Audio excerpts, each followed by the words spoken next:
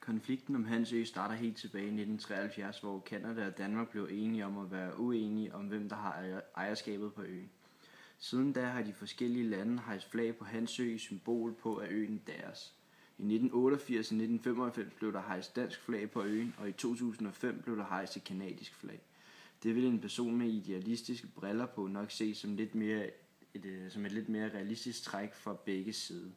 I 2007 udtaler den canadiske premierminister: "Tag ikke fejl, vi vil håndhæve vores suverænitet."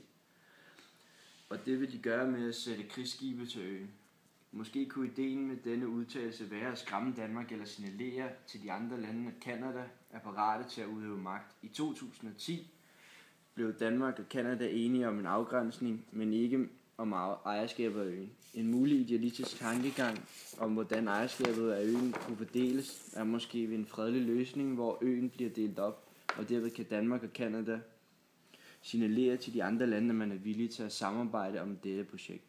Selvom Hans Ø er en lille bitte ø midt ude i Kennedy-kanalen, så oser den af muligheder for begge parter. Mineraler, olie og gas er en af de ting, begge lande har interesse i, men det spiller ikke en så stor en rolle her. Da landene er interesseret i her, er den udvinding af territorium, øen kan give. Det land, der ejer øen, vil nemlig også eje 200 sømil ud for den Hans Ø. Og på grund af den globale opvarmning, så vil der komme en mulig sejrrute i Kennedy-kanalen. Så kan ejerne af øen forlange skatter af de lande, der vil passere. En anden mulighed i øen vil være, at man kan tage målinger på Nordpolen derfra, og det begge lande er interesseret i Nordpolen, vil denne ø være en oplagt mulighed til at komme tættere på Nordpolen. Fremtidsudsigterne for øen.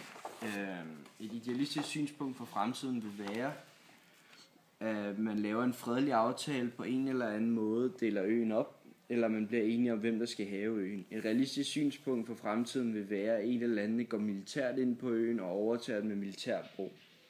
Danmark vil nok ikke have de store chancer i den situation, men sandsynligheden for, at Danmark eller Canada tyr til militær magtanvendelse er meget lav, og derfor passer Hans Ø ikke med den traditionelle realistiske forståelse af territoriale tvister.